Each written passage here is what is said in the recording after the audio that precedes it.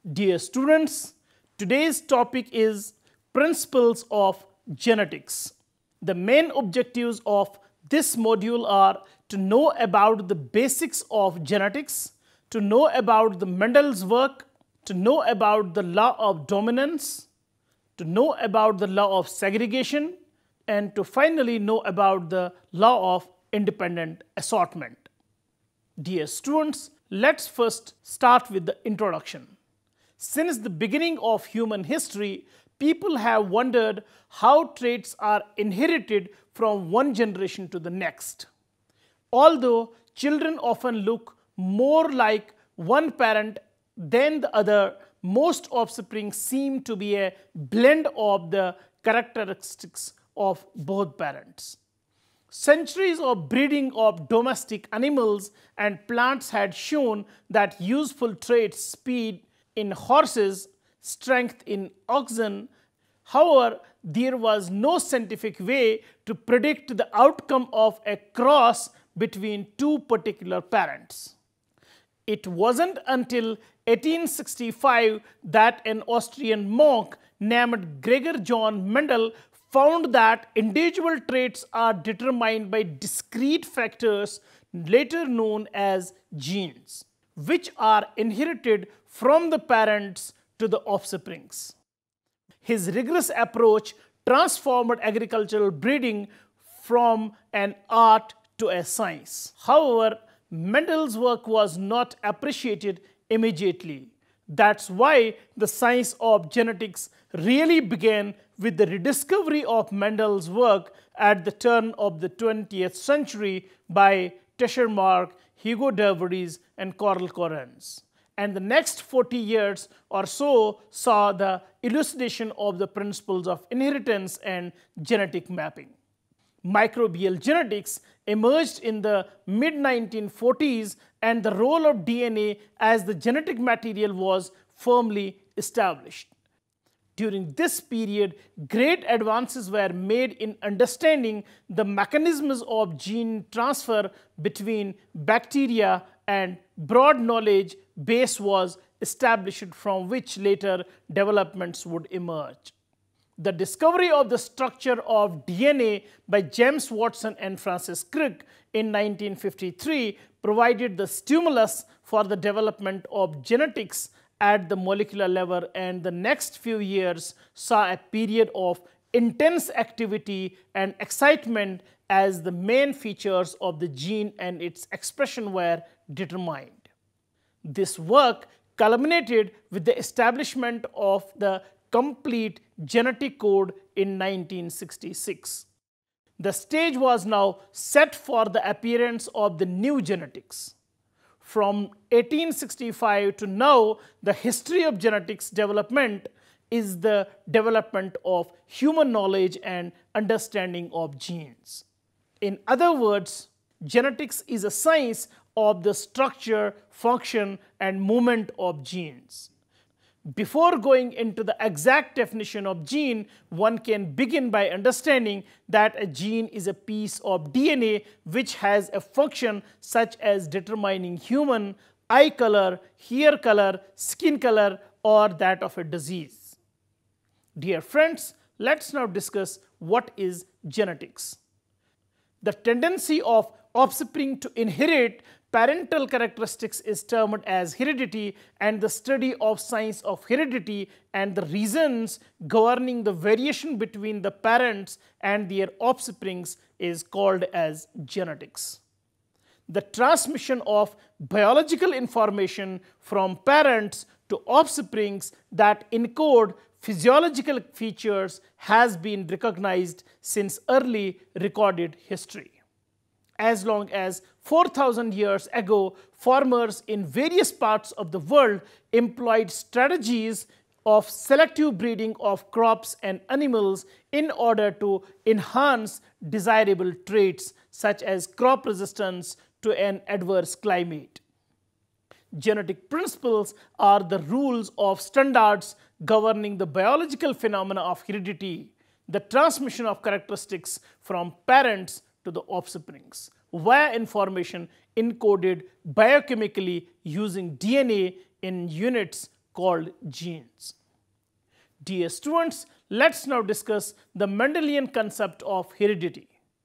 Our modern understanding of how traits may be inherited through generations comes from the principles proposed by Mendel in 1865. However, Mendel did not discover these foundational principles of inheritance by studying human beings, but rather by studying Pisum sativum, that is the pea plant or the common pea plant.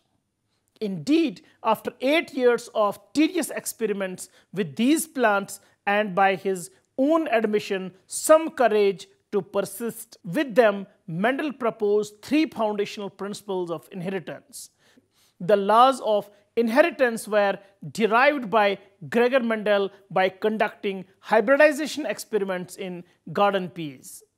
Between 1856 and 1863, he cultivated and tested some 29,000 pea plants. From these experiments, he deduced 2 generalizations, which later became known as Mendel's laws of heredity or Mendelian inheritance.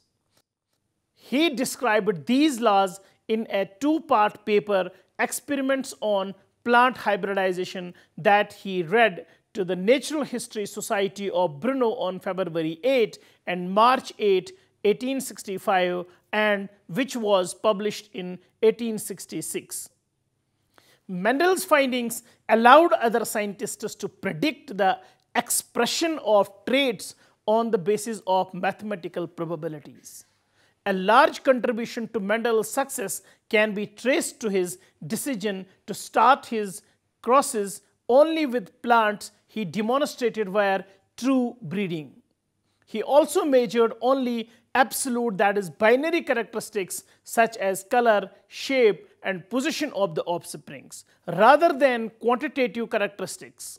He expressed his results numerically and subjected them to statistical analysis. His method of data analysis and his large sample size gave credibility to his data.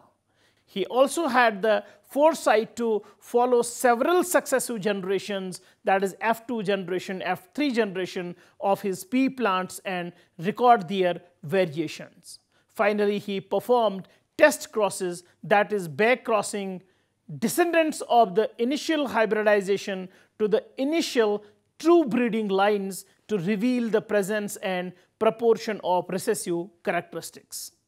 Without his careful attention to procedure and detail, Mendel's work could not have had the impact it made on the world of genetics. Mendel's laws discovered that by crossing white flower with a purple flower plants, the result was not a hybrid offsprings. Rather than being a mix of the two, the offspring was purple flowered. He then conceived the idea of heredity units, which he called factors. One which is a recessive characteristics and the other dominant one. Mendel said that factors, later called genes, normally occur in pairs in ordinary body cells, yet segregate during formation of sex cells. Each member of the pair becomes part of the separate sex cells. The dominant gene, such as the purple flower in Mendel's plants, will hide the recessive gene, the white flower. So purple is dominant trait, while as the white is recessive trait. After Mendel self-fertilized the F1 generation and obtained the 3:1 ratio, he correctly theorized that genes can be paired in 3 different ways for each trait. That is capital AA dominant one, small a recessive one, and the capital A small a, that's also showing the dominant trait. Mendel stated that each individual has 2 factors for each trait, one from each parent. The 2 factors may or may not contain the same information. If the 2 factors are identical, the individual is called homozygous for the trait. If the 2 factors have different information, the individual is called heterozygous. The alternate forms of a factor are called the alleles. The genotype of an individual is made up of many alleles it possesses. An individual's physical appearance or phenotype is determined by its alleles as well as by the surrounding environment.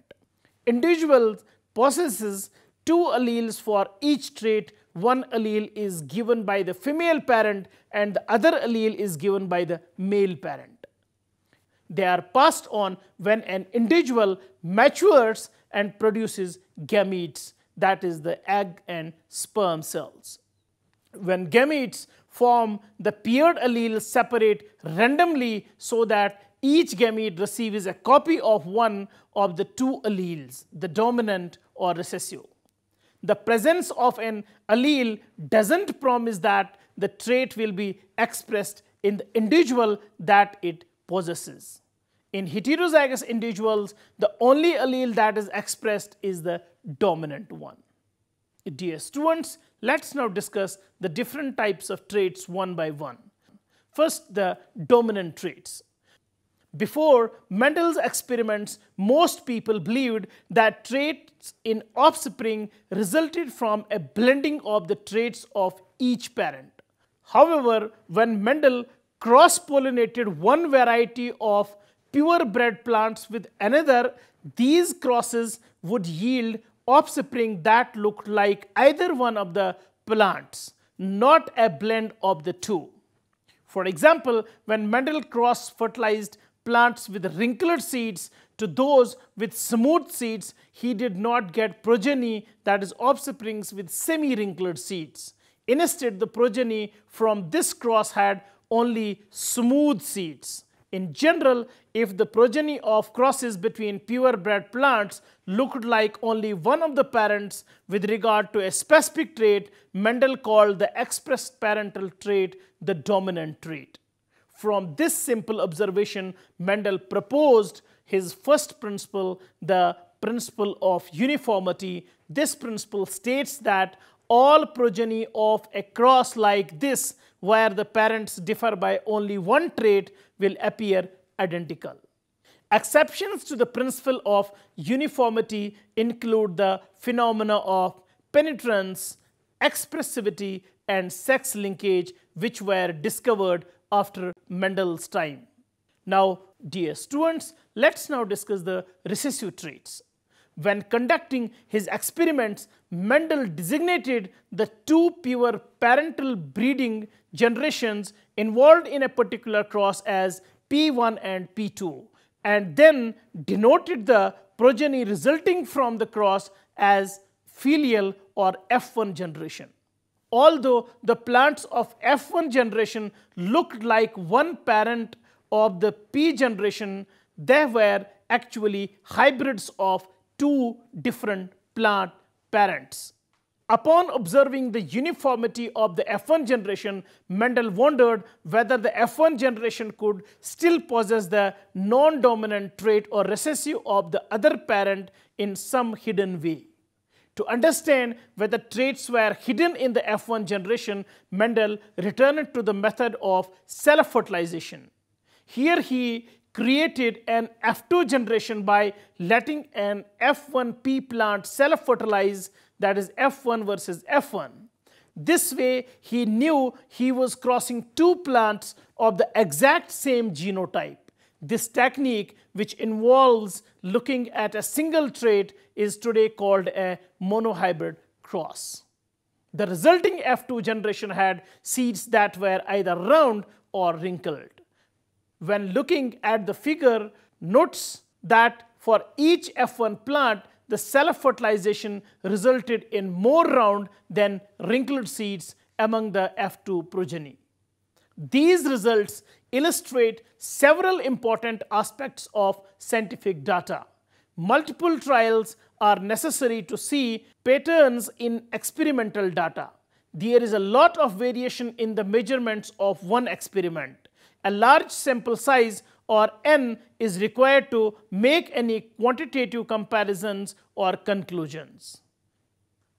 In the figure, the result of experiment 1 shows that the single characteristics of seed shape was expressed in two different forms in the F2 generation. either round or wrinkled. Also, when Mendel averaged the relative proportion of round and wrinkled seeds across all F2 progeny sets, he found that round was constantly 3 times more frequent than wrinkled. This 3:1 proportion resulting from F1 to F1 crosses suggested there was a hidden recessive form of the trait. So Mendel recognized that this recessive trait was carried down to the F2 generation from the earlier parental generation. Dear friends, let's now discuss Mendel and alleles. As mentioned, Mendel's data did not support the idea about traits blending that were popular among the biologists of his time, as there were never any semi-wrinkled seeds or greenish-yellow seeds. For example, in the F2 generation, Mendel concluded that blending should not be the expected outcome of parental trait combinations. So Mendel instead hypothesized that each parent contributes some particulate matter to the offspring. He called this heritable substance elementin. Remember, in 1865, Mendel did not know about DNA or genes. Indeed, for each of the traits he examined, Mendel focused on how the elementin that determined that trait was distributed among the progeny. We now know that a single gene controls seed form, while another controls color and so on, and that elementin is actually the assembly of physical genes located on chromosomes. Multiple forms of those genes, known as alleles, represent the different traits. For example, one allele results in round seeds and another allele specifies wrinkled seeds. One of the most impressive things about Mendel's thinking lies in the notation that he used to represent his data.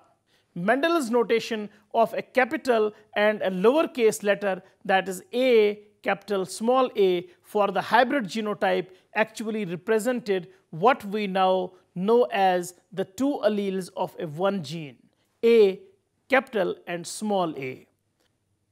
Moreover, as previously mentioned, in all cases, Mendel saw approximately a 3:1 ratio of one phenotype to another. When one parent carried all the dominant traits, that is capital AA, the F1 hybrids were indistinguishable from that parent. However, even though these F1 plants had the same phenotype as the dominant P1 parents, they possessed a hybrid genotype, that is capital A small a, that carried the potential to look like the recessive P1 parent, that is small a, the recessive trait. After observing this potential to express a trait without showing the phenotype, Mendel put forth his second principle of inheritance, the principle of segregation. According to this principle, the particles or alleles, as we now know them, that determine traits are separated into gametes during the meiosis, and meiosis produces equal number of egg or sperm cells that contain each allele. Dear friends, let's now discuss the dihybrid crosses. Mendel had thus determined what happens when two plants that are hybrid for one trait are crossed with each other. But he also wanted to determine what happens when the two plants that are each hybrid for two traits are crossed. Mendel therefore decided to examine the inheritance of two characteristics at once. Based on the concept of segregation, he predicted that traits must sort into gametes separately.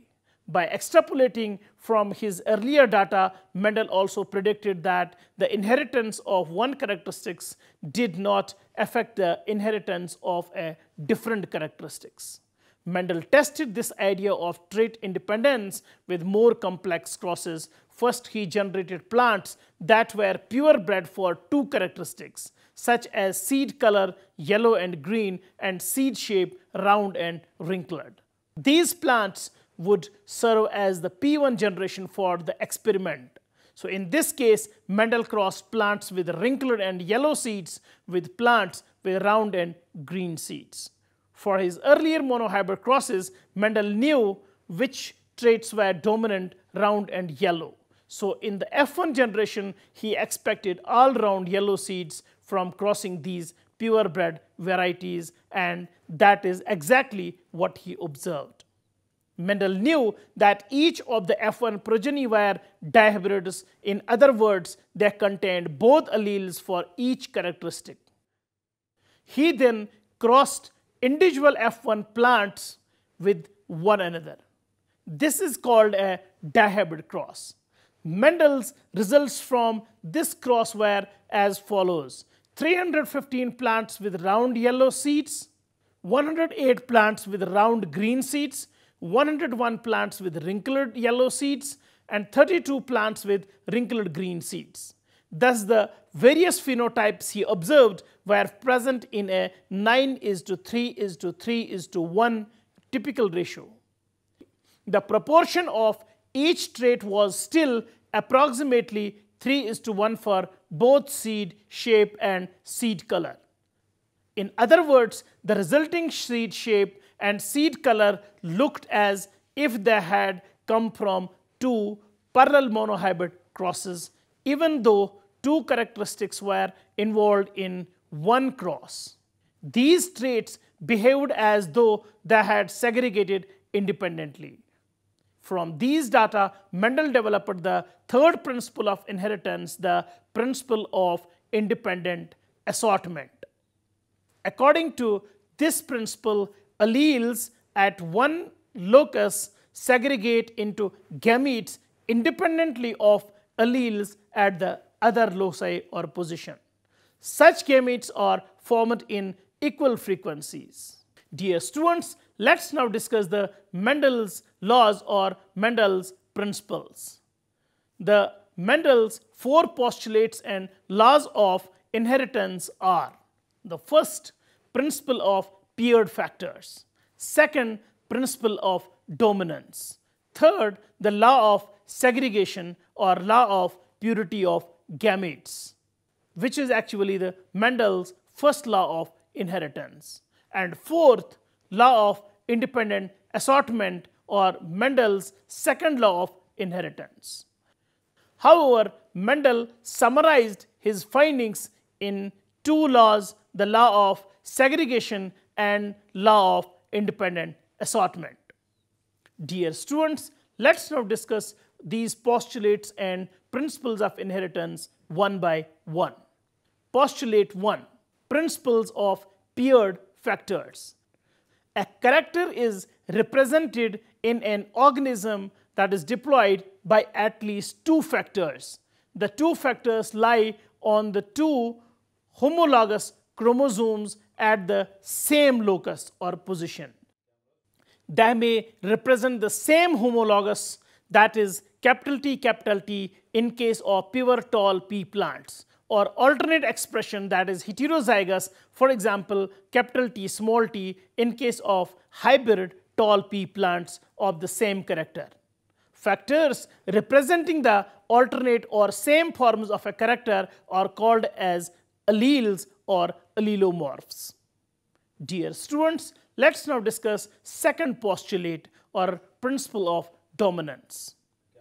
So principle of dominance suggests that when two homozygous individuals with one or more sets of contrasting characters are crossed, the characters which appear in the hybrid of F1 generation are always the dominant characters, and those do not appear in F1 offsprings are always the recessive or hidden characters. Dear students, let's now discuss the law of segregation or the first law of Mendel's inheritance.